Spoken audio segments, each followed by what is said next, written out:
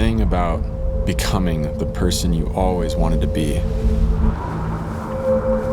is that it's absolutely terrifying. You gotta video Taylor walking over here as he falls flat on his face because he can't use his feet. Do you consider Alex and Tommy your mentors or tormentors? Or dementors. This is the behind-the-scenes story of my chance to become a Nat Geo photographer, completely by accident.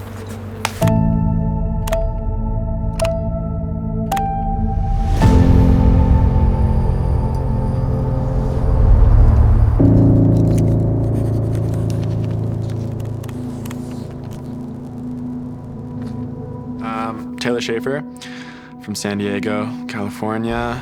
Been shooting photos mainly in the climbing world for about 4 years now. This project originally belonged to Renan. I mean, his art and lifestyle sparked the idea to drop out of school and take the risk of supporting myself as a photographer. My parents thought I was batshit crazy. Taylor? Yeah, Howard. Have you done this before? No. Do you think I've done this before? No. Renan was assigned to this project to document Alex Honnold and Tommy Caldwell as they bike, sail, pack raft, and bushwhack 2,500 miles from Colorado to Alaska to climb the Devil's Thumb, one of the most mythical walls in North America. Taylor was randomly at my house for a day because he was shooting another professional climber who was living on my driveway in his van. And I said that we were looking for somebody who was young and hungry and ready to go on a big adventure and support. And he literally was like, "I'm young and hungry, I'll go." And I was like, perfect. It seemed like too trusting of a trip to just like invite a random person on. Like, what are y'all doing? Like, bring someone you know. Yeah, he's driving the van, he's taking photos, he's gonna fly a drone. He's got a lot of tasks, actually. He's maybe gonna help fix our bikes, go shopping if we need to. Taylor, we need to do this interview. He's up for anything. You're like, cool, perfect. Okay. Oh God, it's... Or he's a huge liability, we'll find out. Ready? Have a good summer. I'll treat him so well, don't worry. I felt the need to be creative, but I also wanted to keep my distance. It's a scary thing to put a camera in a stranger's face, especially when those strangers are my lifelong idols. You have to gain that trust slowly. Got the first hill out of the way. Are you ready, Taylor? I'm guessing the keys are just... I'm gonna cry the most when you leave. I was hired to drive the van, but let's just say driving and shooting at the same time isn't my forte. Steering wheel works, brake works. You're good, you have like 4 feet.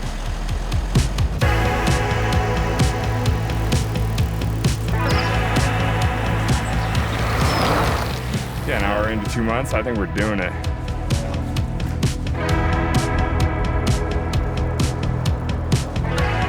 I mean, it's gotta be pretty chilly outside. Most people don't go biking in these kind of conditions. Trying to start a fire with my toes. Yep, pretty wet. As we got underway, Renan told me he was stuck on a mountain in Nepal. Classic. I don't know when Renan's gonna show up. So, I guess it's on me to just document everything. Yeah, I felt a little bad about leaving everything to Taylor last minute, but I'm a big believer of being tossed into the deep end, maybe forcing a bit of growth. I think this is the 4th dead end I run into today. I don't know if he has it in him, but I gave him a cold call, a pep talk, and a little bit of camera gear. Oh, he's coming of age on this trip. Blossoming in manhood. I know the top brass at Nat Geo, the most discerning photo editors of the world, will be looking at his work.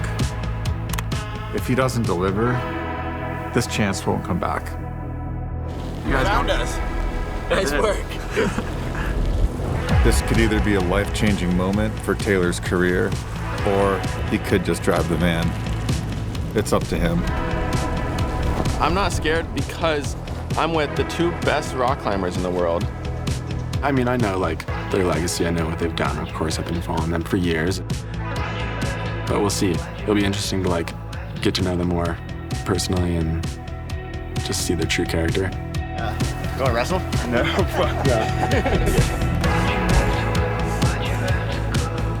I think all audiences are tired of adventure stories where things are meant out to be life or death. We just showed up, we had entire cookies. I just told Taylor, focus on the raw, gritty moments, those little moments of humanity that tell the true story of the expedition. The process I found along the way was to keep it simple. One camera and one lens for photo, and one camera and one lens for video.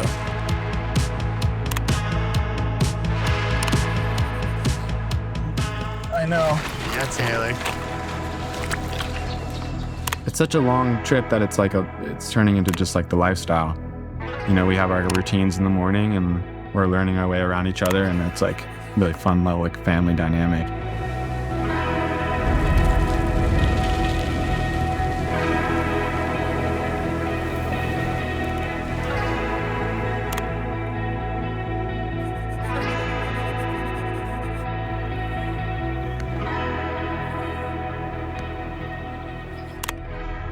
Yeah, I'm just growing up. There's a lot to learn from all of you guys. Yeah.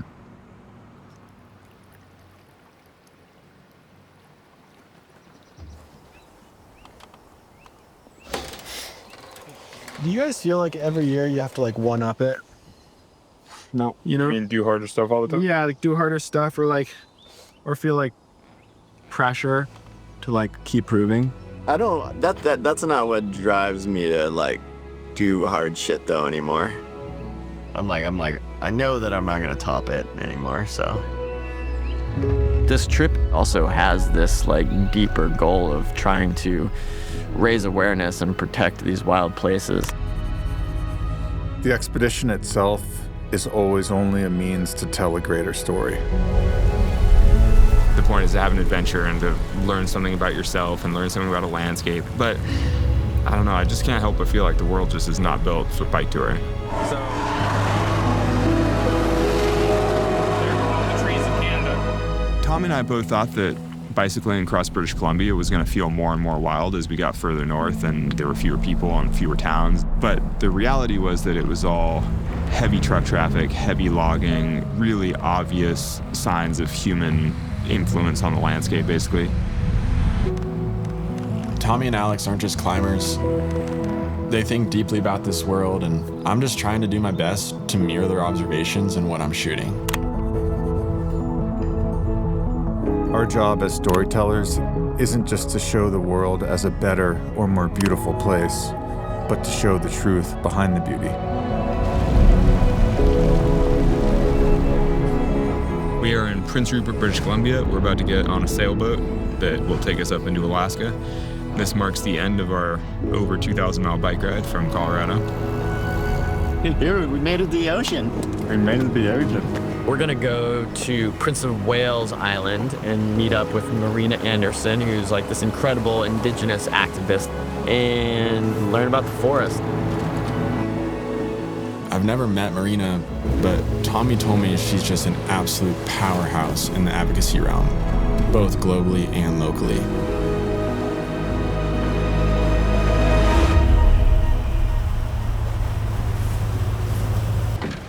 Hello. How's it going? Good, how are you? Good.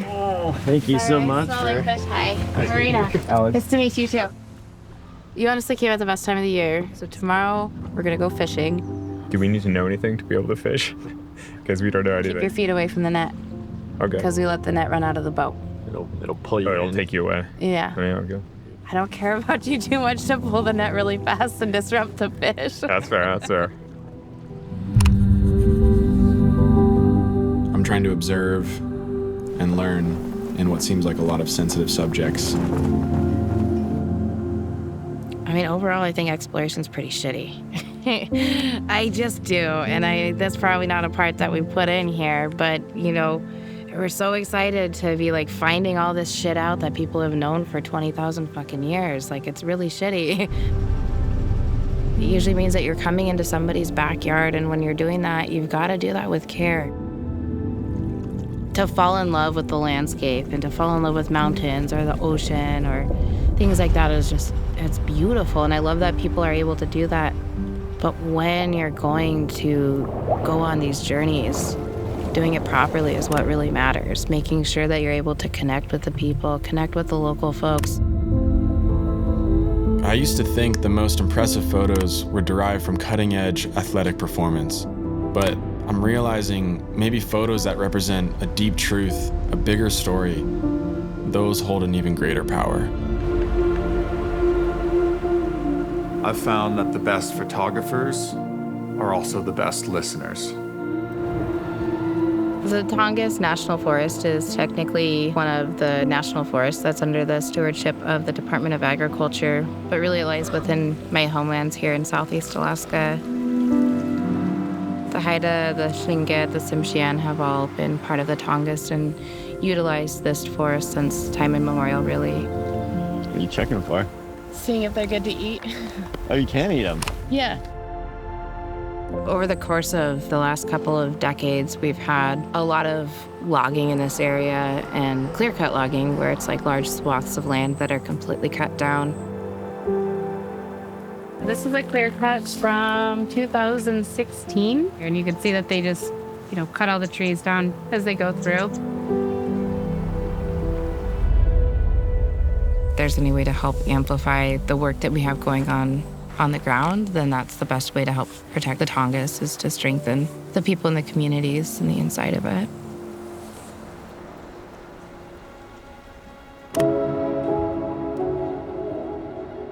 Being in the smokehouse, I love being here cutting fish. It's my favorite thing to do. Yeah. This was my dad's favorite spot to be.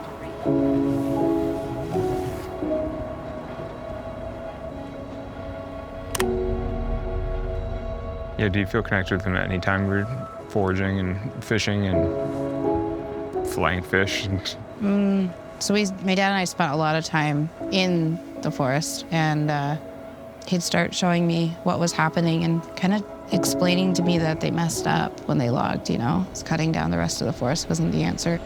And nothing I'm gonna do is gonna bring him back, so not worth just being sad about. Gotta also be happy. That's what I do.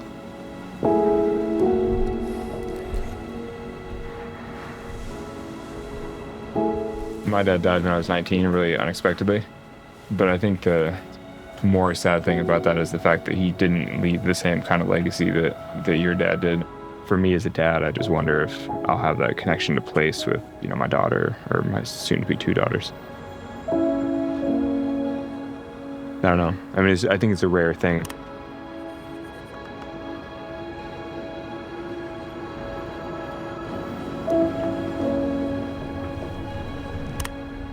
Listening to Marina's story has made me more aware of the fact that we need to continue learning from people like her.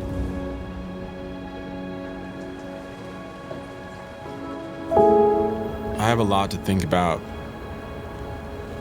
but mostly I'm just gripped on the next phase of this expedition. All right, so should we rally to shore? Start the next phase of the journey? Oh, goodness. So exciting. Yeah.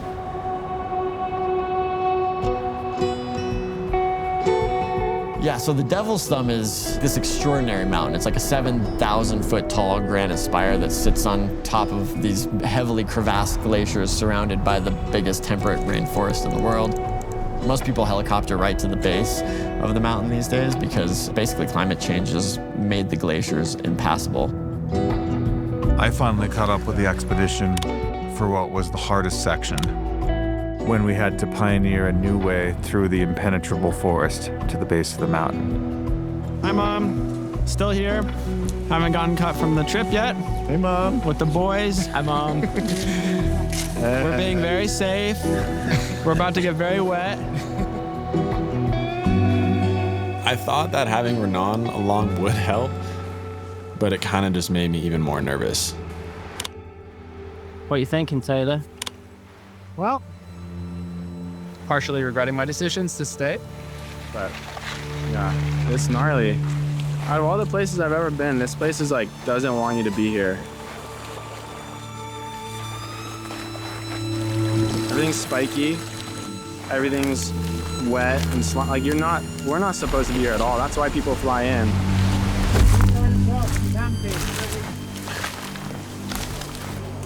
Probably crossing the tributary.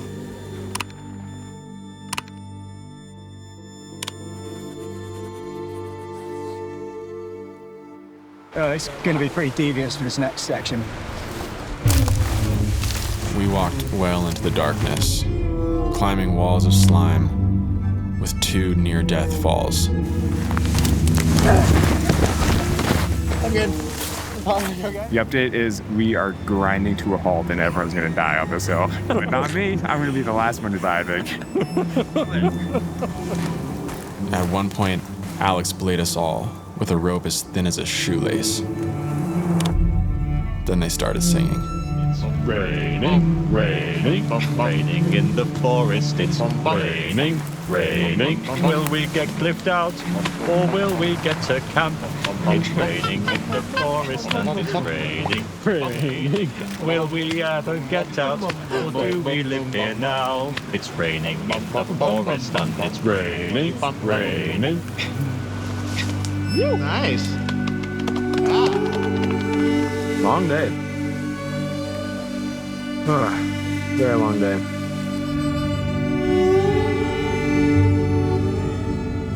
Day 3 of the bushwhack experience. Hey. Yeah, that was a good bit of bushwhacking. Even Alex after you got there, he was like, I was a little gripped. But he barely said that. You know it was real when Alex says that, for sure. Okay, we just got our first glance at the mountain. Oh yeah, it's over there. Woo-wee. I was becoming unraveled, and I think I was just hoping that when I did fall apart, Tommy, Alex, and Renan weren't gonna give up on me. Because I surely wasn't gonna give up on the story. Another 13-hour day through what's called the Witch's Cauldron, a notoriously devious, crevassed section of glacier. Constant ice acrobatics through the night, and we're traveling unroped.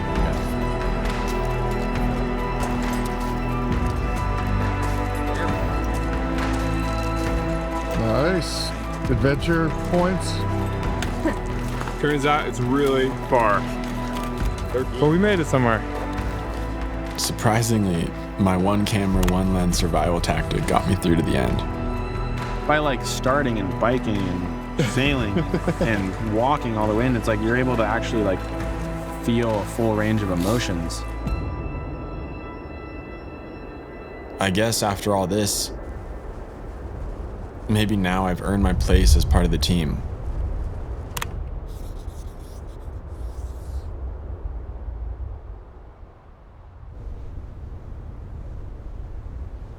Time and time again, I've learned that these climbing stories really aren't about the summit, but what happens below. Let's see. Got any song requests, Rio? No.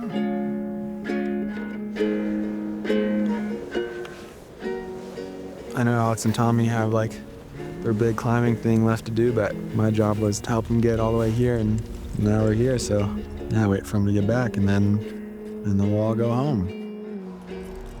It was quite anticlimactic because the Devil's Thumb was the goal. That was the finish line. But that was only 17 hours of a 2.5-month trip. Oh shit. Took my love, took it down. Climbed the mountain, I turned around. Oh, good work. Oh, did it. Wow, what a day. It's funny how mentorship can go both ways. Yeah, boys. Let's go. Tommy, and especially Alex, softened being around Taylor's youthful energy. And I ended up learning a lot from the way he made photos as well. Oh, good How do you feel like you're learning from the whole team? Yeah, dude, it's like, I'm like crying. Just the four of you right here, it's like my biggest heroes. Everybody starts somewhere.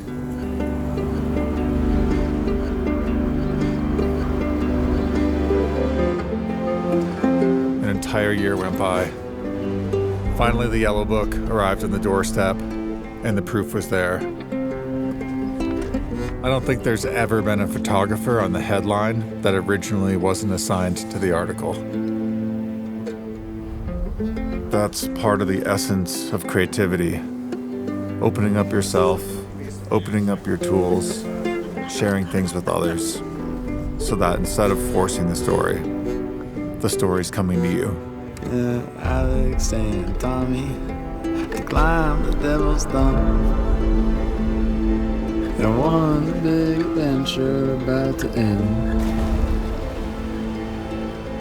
Once we're not filming, everybody gets a hug. What a day. We were wet, head to toe, walking through a devil's club all alone. And I hope I go home with some memories of this song. And this has been so fun. What else? I still gotta drive the van all the way from Alaska to Alex's house in Vegas. So funny.